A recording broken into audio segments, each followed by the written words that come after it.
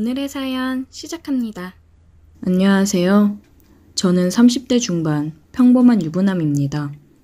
평소 사연을 재밌게 듣고 있다가 몇 년 전에 저에게도 특별한 사연이 있어서 이렇게 제보를 하게 되었습니다. 저와 제 아내는 평소 잘 알던 대학 선배의 소개로 만난 지 2년 만에 결혼에 꼴이 나게 되었어요.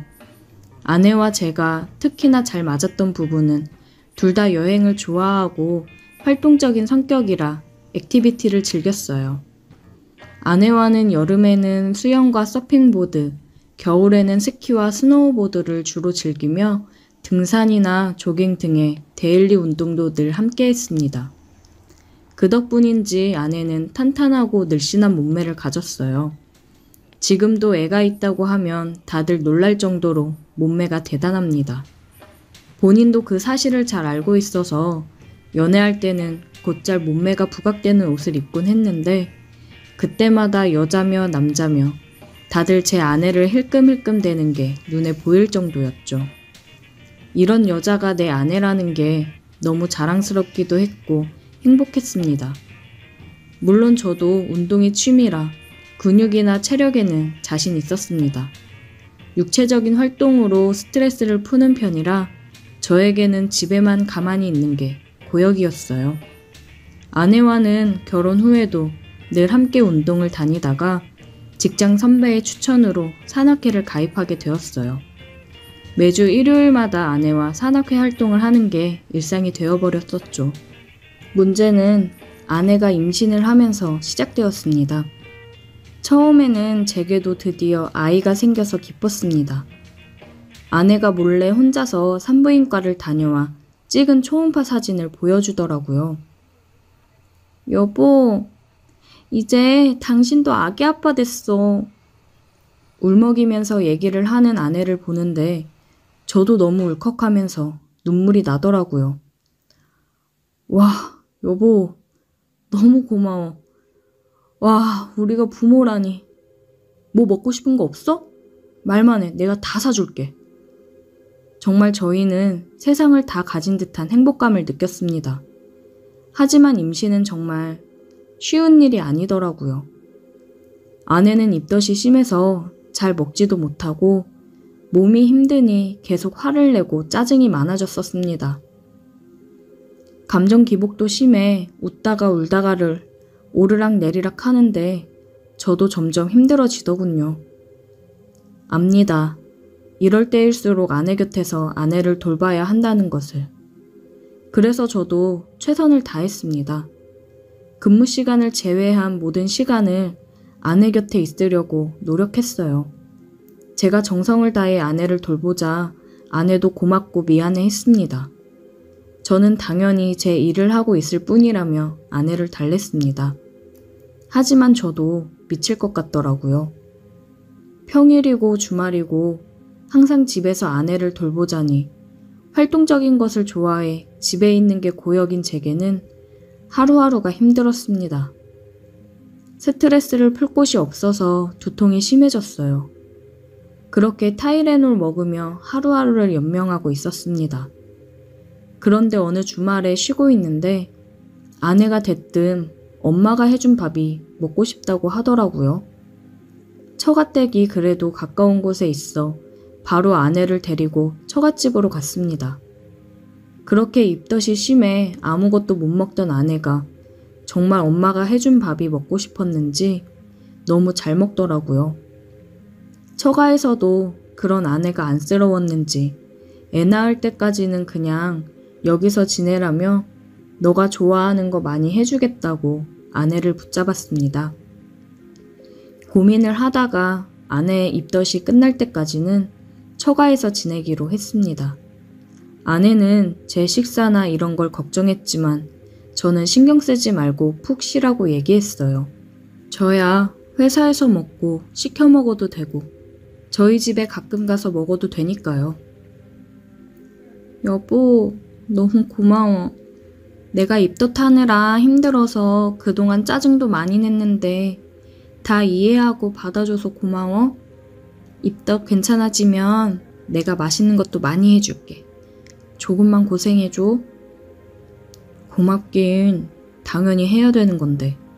당신이 아무것도 못 먹고 힘들어하는데 내가 옆에서 해줄 수 있는 게 없으니까 미안하지. 여기서 지내면서 장모님이 해주시는 맛있는 음식 먹고 괜찮아지면 집으로 와. 내 걱정은 하지 말고 나도 자주 올게. 그렇게 아내를 처갓집에 두고 저는 집으로 돌아왔습니다. 생각해보니 결혼 후 아내가 없이 주말을 보낸 적이 한 번도 없더라고요.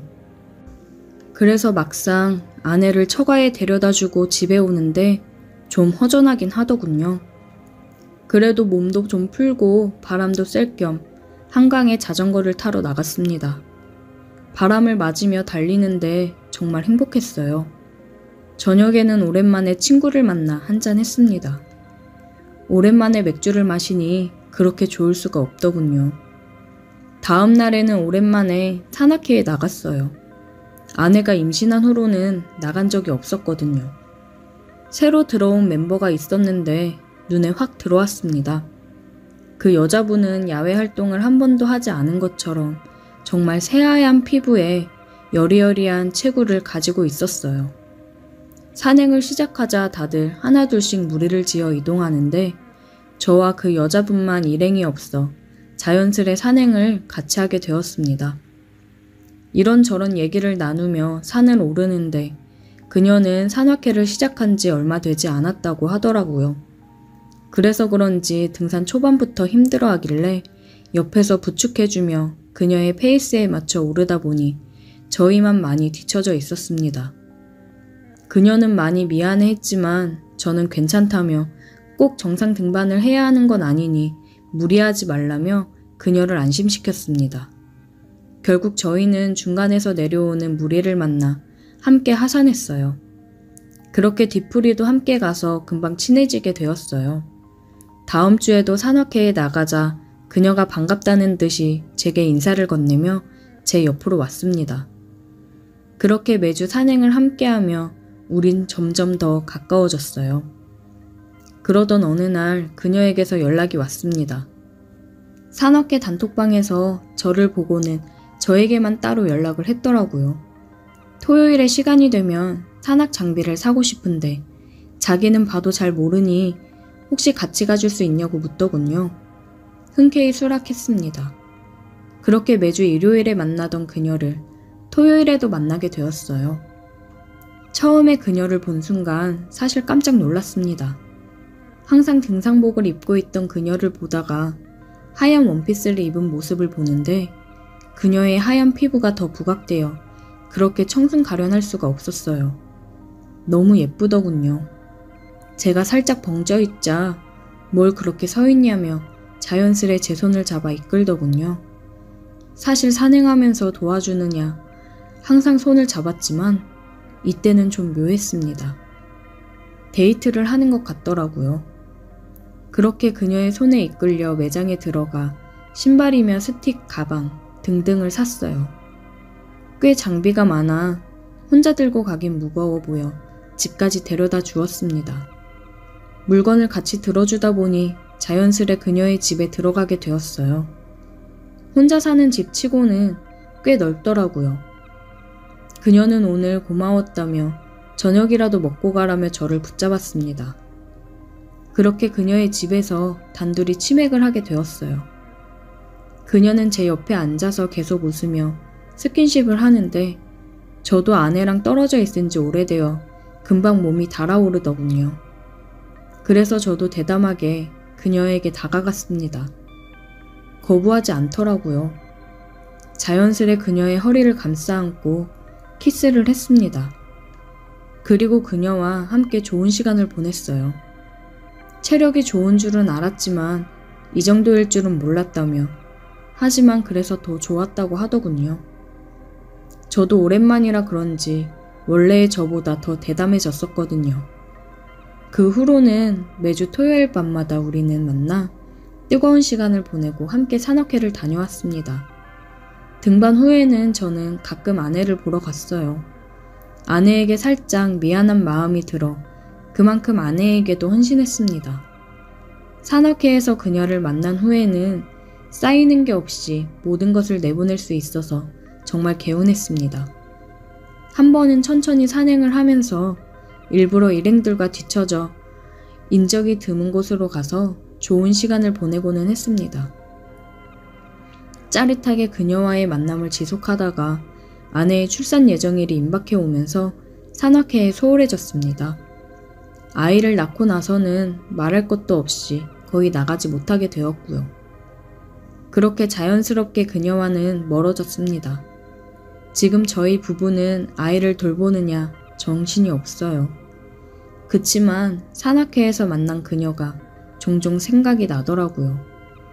그녀가 아직도 산악회를 다니는지는 모르겠지만 아이가 좀 더 크면 산악회를 다시 나가 그녀를 만나고 싶긴 하네요. 그냥 아직도 산악회를 나오는지 잘 지내는지 궁금하더라고요.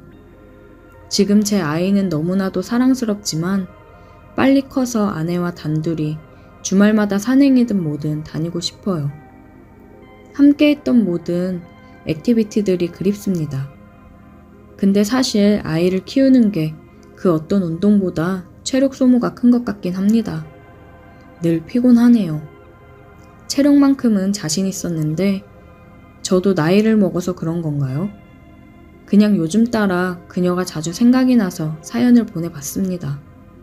나중에 기회가 되면 또 만났으면 좋겠어요. 오늘의 사연 여기까지입니다. 오늘도 들어주셔서 감사해요. 구독, 좋아요, 알림 설정 부탁드려요. 오늘의 사연 시작합니다. 너무 힘들고 얘기를 할 곳도 없어 어떻게든 지금 이 답답하고 무서운 마음을 털어내보려 글을 씁니다. 정말 한순간의 욕망을 이기지 못하고 일을 저질러버린 저를 진짜 죽이고 싶네요. 저에게는 가깝게 지내는 사촌 동생이 있습니다. 어릴 적부터 양쪽 부모님들은 맞벌이를 하시느라 바쁘셨고 저희 집과 이모, 할머니 댁은 다 가까이 있었어요.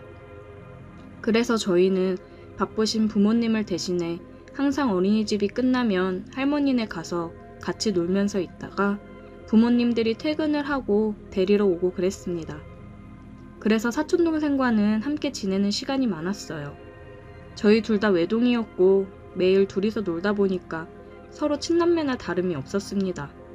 동생이랑은 2살 차이가 나는데 어린이집부터 중학교까지 같은 곳을 다니다가 제가 고등학교는 남고로 갔는데 그때 사촌동생이 왜 남고를 가냐, 공학 가라, 그래야 나도 그 학교로 가지 하면서 엄청 울고불고 난리를 친 적이 있었습니다.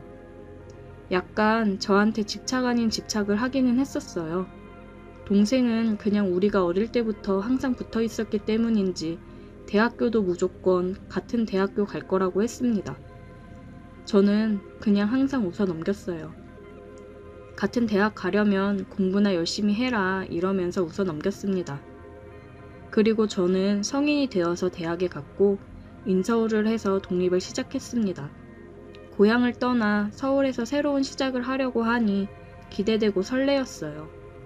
제가 서울로 갈 때 사촌 동생이 엄청 울었습니다. 2년 동안 어떻게 기다려? 대학 가도 꼭 자주 놀러 와야 돼? 울지 마. 서울 놀러 오면 되지.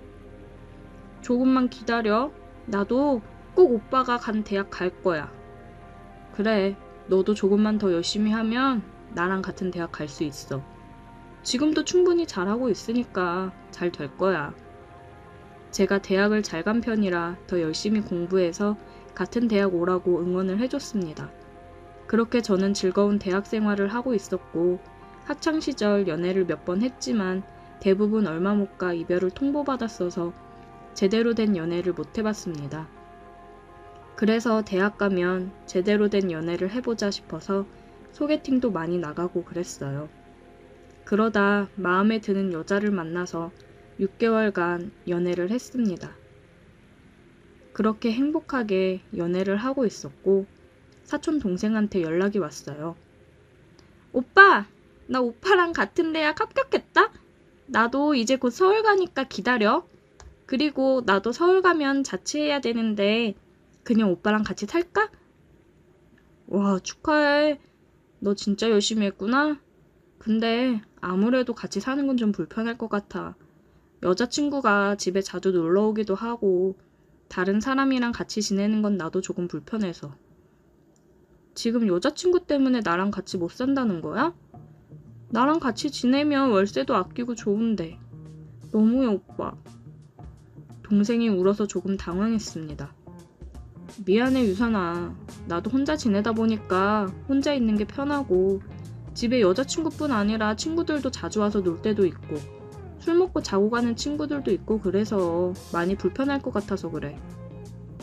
전화를 끊고 나서 사촌 동생도 잠잠했고 저도 알바하면서 학교를 다니고 있었는데 몇 달이 지나고 사촌 동생이 서울이라고 연락이 왔더라고요. 오빠, 나 다음 주면 이사해. 그래서 오늘 이사할 집 다시 보고 청소도 할 겸 서울 왔어. 집 구했어? 어디쯤으로 구했어? 그건 이따가 보면 알 거야. 이따 보면 알 거라는 말만 남기고 전화를 끊었어요. 저는 알바 끝나고 집에 도착해서 비밀번호를 누르고 있는데 옆에서 사람이 나오더라고요. 사촌동생이 나와서 깜짝 놀랐습니다. 짠! 나 옆집으로 이사 왔지롱. 마침 집 나온 거 있길래 바로 계약했어. 잘했지? 옆집에 오빠 있으니까 무섭지도 않고 든든할 것 같다. 아, 응, 잘했네. 깜짝 놀랐다.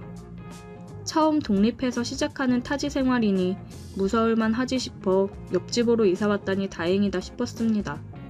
일주일이 지나고 사촌 동생은 이사를 왔고 저는 이사를 도와주고 점심을 같이 먹었습니다. 집 주변 구경 좀 시켜달라고 해서 구경하고 근처 맛집에서 맛있게 점심을 먹었어요. 그리고 저는 여자친구를 만나러 가야 된다고 하니 못 가게 하더라고요. 여자친구랑 요즘 사이가 별로 안 좋아서 가봐야 된다고 했습니다. 권태기가 온 건지 여자친구가 연락도 뜸하고 요새 계속 바쁘다면서 못 만났었거든요. 그렇게 저는 여자친구를 만나러 갔습니다. 만나러 갔는데 여친이 헤어지자고 하더라고요. 다른 남자가 생겼다고 미안한데 헤어지자더군요. 잘 지내라면서 갔습니다. 요즘 마음이 떠난 것 같긴 했지만 다른 남자가 생겨서 그런 거라고는 생각을 못했는데 갑작스러운 이별 통보에 많이 힘들었습니다. 그렇게 저는 며칠간 술을 엄청 먹으러 다녔어요. 사귄 기간이 엄청 길거나 한 거는 아니었지만 제가 처음으로 오래 사귄 여자이기도 했고 많이 좋아해서 그런지 이별 통보를 받으니 마음이 많이 아프더라고요. 그렇게 저는 매일 부어라 마셔라 했습니다. 하루는 집에서 혼자 술을 먹고 있었어요. 사촌 동생이 집으로 찾아왔습니다. 제가 많이 힘들어하니까 같이 술 마셔주겠다고 왔더라고요. 여자친구랑 헤어졌다고 이렇게 공상인 모습 보여주기 쪽팔리다야. 원래 사람이 사랑에 있어서는 다들 한없이 약해지고 그러잖아. 괜찮아, 이해해. 동생이 위로해주면서 같이 술을 마셨어요. 자기 성인 되고서 지금 처음으로 술 먹는 거라고 하더라고요. 근데 술을 꽤나 잘 마셔서 놀랐습니다. 사촌 동생이 위로를 잘해주어서 저는 계속 신세한탄을 하면서 술을 마셨어요. 제가 너무 힘들어하면서 술을 많이 마시자 저를 안아주면서 그러더라고요. 오빠, 좋은 인연 금방 다시 생길 거야. 너무 힘들어하지 마. 야, 고맙다. 그래도 동생이라고 이렇게 위로를 해주네. 하면서 품에서 벗어나려고 했는데 동생과 눈이 마주친 순간 사촌 동생이 나 오빠 좋아해 하면서 입을 맞춰오더라고요. 많이 취하기도 했고 분위기가 사촌 동생을 밀어낼 만한 분위기가 아니었습니다. 그렇게 저희는 키스를 했어요. 술은 이성의 끈을 모두 놓아버리게 만들더라고요. 그렇게 저와 동생은 뜨거운 밤을 보냈습니다. 다음날 일어나서 술이 깨고 나니 정신이 번쩍 들더군요. 옆에서 자고 있는 사촌 동생을 보니 머리가 새하얘졌습니다. 저는 얼른 옷을 갈아입었고 동생을 깨웠습니다.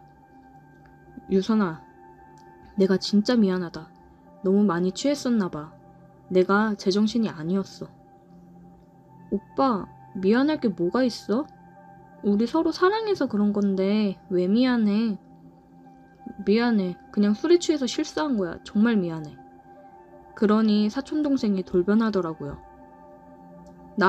그럼 우리 부모님이랑 이모한테 다 얘기할 거야. 그냥 우리 둘 다 취해서 한 실수야. 그냥 없던 일로 생각하고 지내자. 너가 나 보기 불편할 것 같으면 내가 이사할게. 나는 실수 아니야. 나 오빠 좋아해. 예전부터 좋아했어. 그래서 내가 오빠랑 같은 대학 다니려고 얼마나 악착같이 공부해서 합격한 건데. 저는 머리가 너무 아팠어요. 저한테 좋은 감정이 있는 거는 알았지만 그냥 정말 우리는 남매처럼 자라왔으니까 그런 애정인 줄 알았지 이성의 감정을 가지고 있을 거라고는 생각하지 못했습니다. 아무한테도 얘기하지 말고 우리 둘이 이렇게 살면 안 되는 거야? 전 도저히 사촌 동생이 여자로 보이지 않았어요. 유선아, 어떻게 그러니? 진짜 미안하다. 나 온 집안 사람들한테 연락해서 다 얘기하고 대학에도 소문 다 낼 거야. 정말 눈빛이 무서웠어요. 진짜 큰일 났다 싶었습니다. 저는 일단 사촌동생이 원하는 대로 해줬어요. 대학 가서 사람들을 만나다 보면 다른 남자에게 마음이 가겠지. 그때까지 기분 맞춰주면서 지내보자 싶었습니다. 사촌동생은 저랑 연인처럼 지내길 원했고 저는 그런 사촌동생한테 맞춰가며 지냈습니다. 사촌동생은 자주 하기를 원했어요.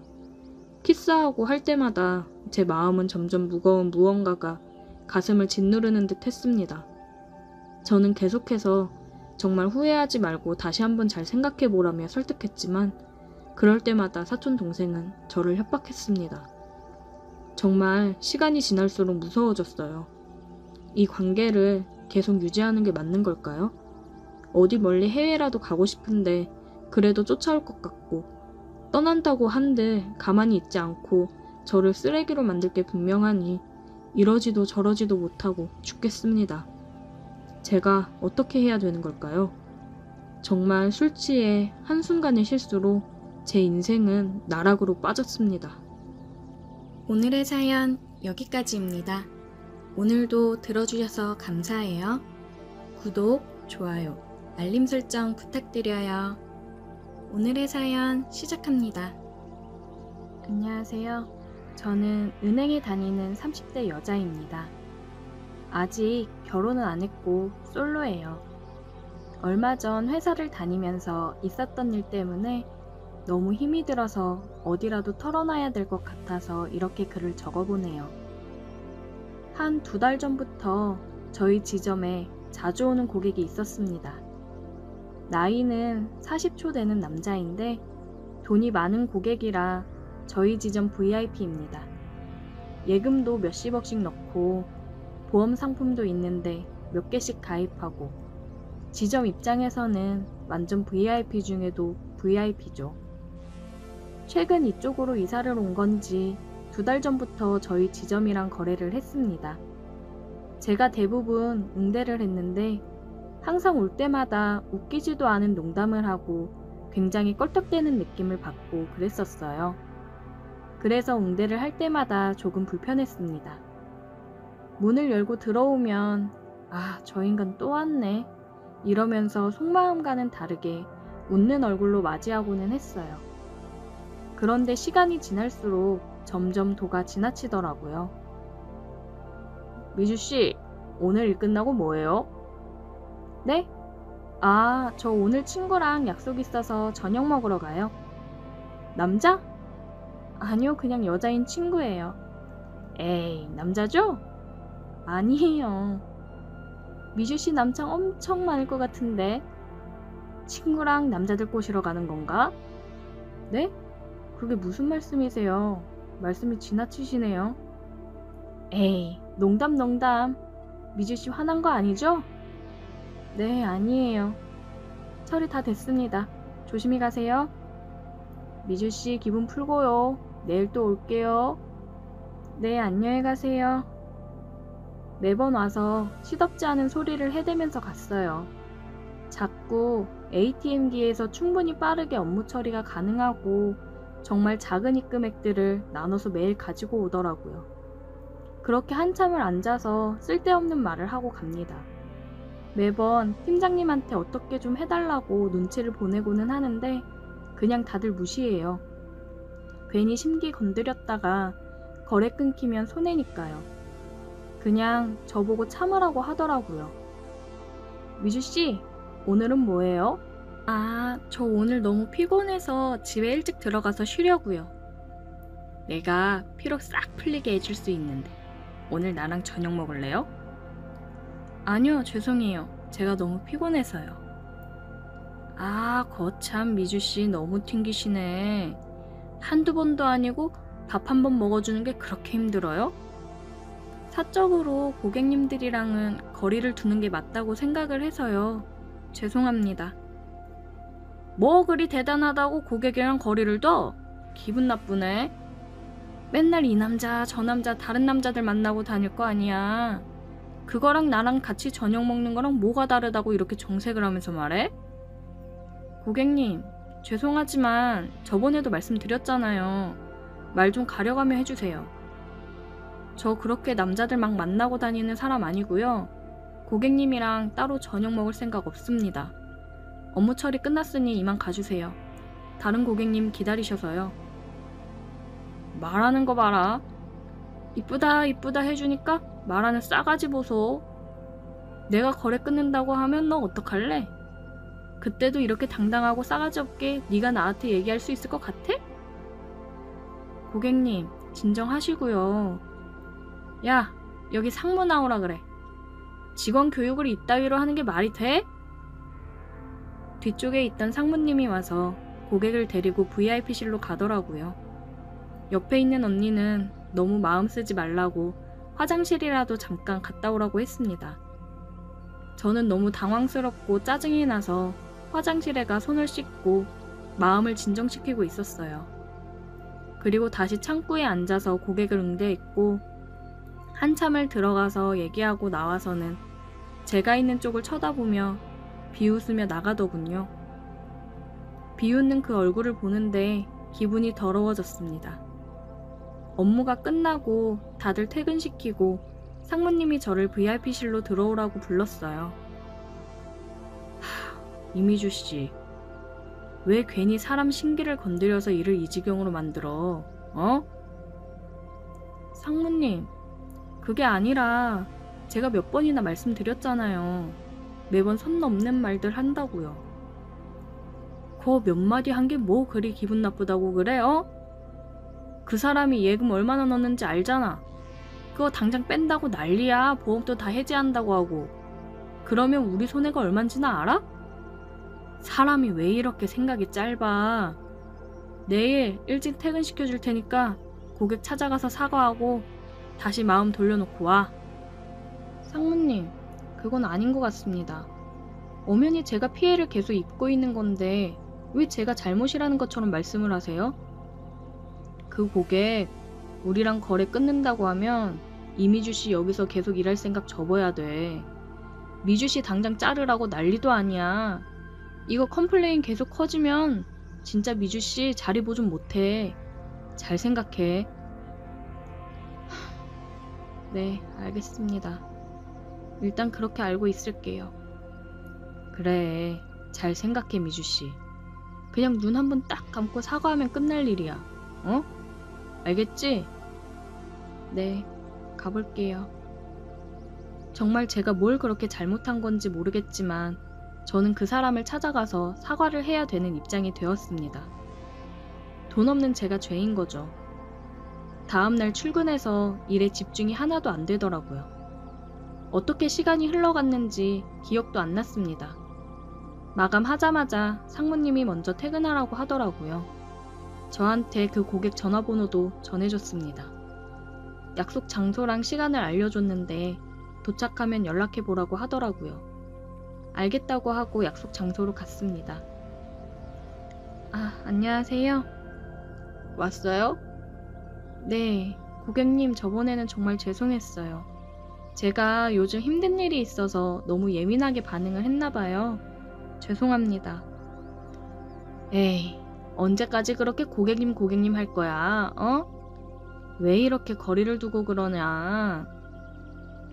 아, 그래도 그건 좀... 오늘 사과하러 나온 거 아닌가? 이런 식이면 나 그냥 가고. 만수씨, 죄송해요. 그것 봐, 이름 불러주니까 얼마나 좋아. 밥 먹어야지. 밥 먹으면서 술이나 한잔 하자고. 아, 네, 제가 살게요, 그럼. 드시고 싶은 거 드세요. 내가 밥이나 얻어먹고 그럴 것 같아? 내가 살 테니까 따라와. 저는 이 인간 비위를 맞추느라 애를 썼습니다. 괜히 비위 거슬리게 하면 또 거래를 안 하니 뭐니 난리를 칠 게 뻔하니까요. 차를 타고 나가더니 곱창집에 데리고 가더라고요. 술 마시면서 한참을 혼자 떠들어댔습니다. 전처가 바람이 나서 내가 이혼을 했잖아. 아주 개털로 내쫓았어. 그래서 이쪽으로 이사를 왔는데 미주 씨를 딱 만났지 뭐야. 여자를 내가 이제 안 만나려고 그랬는데 미주 씨를 본 순간 딱 느꼈지. 우리는 운명이라는 걸. 운명이요? 그래. 미주 씨가 날 보더니 환하게 웃어줬잖아. 딱 느꼈지. 이 여자 나한테 마음이 있구나. 근데 왜 그렇게 튕기고 그래? 뭐, 밀당 그런 거야? 아니요, 고객님 뭔가 오해를 하시는 것 같은데요. 아, 또 고객님. 이름 부르라니까? 네, 만수씨. 뭔가 오해를 하신 것 같아요. 저는 그냥 모든 고객님께 웃는 얼굴로 응대를 해요.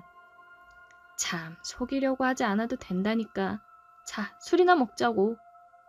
아내가 바람이 나서 이혼한 충격이 컸던 건지, 원래 이런 사람인 건지, 혼자 아주 착각 속에 빠져서 사는 걸 보니까 안타까운 마음이 조금 생겼습니다.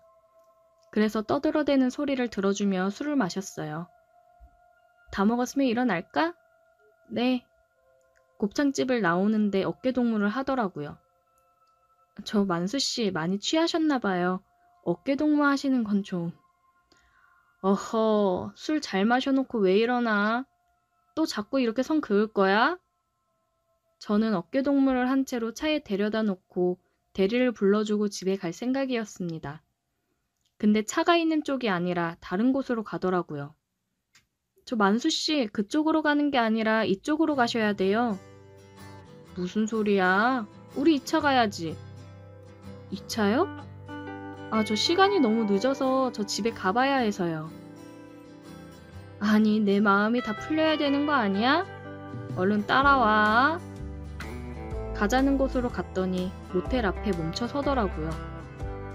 만수씨, 이거는 정말 아닌 것 같네요. 더 이상 실수하지 마시고 저는 이만 가볼게요. 참, 미주씨 왜 이렇게 생각이 짧아? 이대로 가면 내가 뭐 내 기분 다 풀렸어 하고 있을 것 같아? 지금 그냥 가면 난 내일 당장 가서 모든 걸 다 해지할 거야. 그렇게 알아. 이제 어린 나이도 아니잖아. 어디 가서 이런 번듯한 직장을 얻을 거야? 다들 젊은 애들 쓰지 이제 미주씨도 어디 가서 일자리 구하기 만만치 않은 거 알잖아? 지점 바꿔서 일한다고 하면 내가 거기 또 쫓아갈 거야. 우리 오늘 좋은 시간 보내고 서로 좋게 가자고. 이 인간이 말을 하는 게 그냥 하는 소리가 아닌 게 느껴졌습니다. 정말 제가 다른 은행으로 간다고 해도 따라올 것 같았어요. 오늘 하루로 이 인간이랑 모든 인연이 끊어졌으면 좋겠다고 생각을 했습니다. 정말 오늘 하루가 끝이에요. 저희 지점에 오셔도 다른 직원분한테 업무 처리 맡기세요. 그리고 제가 만약 지점을 옮겨달라고 해서 가게 되면 절대 따라오시면 안 돼요.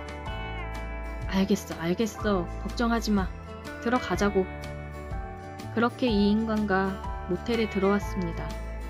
모텔에 들어서자마자 기다렸다는 듯이 제게 달려들어 키스를 했어요. 당신 처음 본 순간부터 이 순간을 기다려왔어. 오늘 즐거운 시간 보내보자고. 그렇게 악몽 같은 시간이 흐르고 체력을 다 써서 지친 건지 뻗더라고요. 저는 바로 그곳을 빠져나와 집으로 갔습니다. 집으로 가는 택시 안에서 울었어요. 택시 기사님이 걱정스레 묻더라고요. 무슨 일 있냐고요. 저는 아무 일도 아니라고 얘기하고 집 앞에 도착할 때까지 숨죽여 울었습니다. 다음 날 출근을 하니 상무가 불러서 갔더니 어제 사과 잘 받았다며 연락을 했다고 하더라고요. 수고했다고 얘기를 했습니다. 저는 다른 지점 자리 생기면 바로 보내달라고 얘기를 해놨습니다. 상무는 일도 잘 해결됐는데 왜 그러냐고 그러더라고요. 그래서 그냥 웃는 얼굴로 마주치지 못할 것 같다고, 차라리 다른 지점으로 보내주면 이런 트러블이 없을 것 같다고 얘기했고, 상무는 알겠다고 자리 생기면 바로 보내주겠다고 했습니다. 그 인간은 얘기했던 대로 제 창구 앞에서 업무를 보지 않고 이제는 바로 VIP실로 들어가서 업무 처리를 하더라고요. 그나마 다행이다 싶었습니다. 시간이 흘러서 지금 저는 다른 지점으로 갈 준비를 하고 있습니다. 그곳에서는 부디 이런 인간을 만나지 않고 여기서 있었던 일들을 모두 지우고 살아가고 싶어요. 저 잘할 수 있겠죠? 오늘의 사연 여기까지입니다. 오늘도 들어주셔서 감사해요. 구독, 좋아요, 알림 설정 부탁드려요.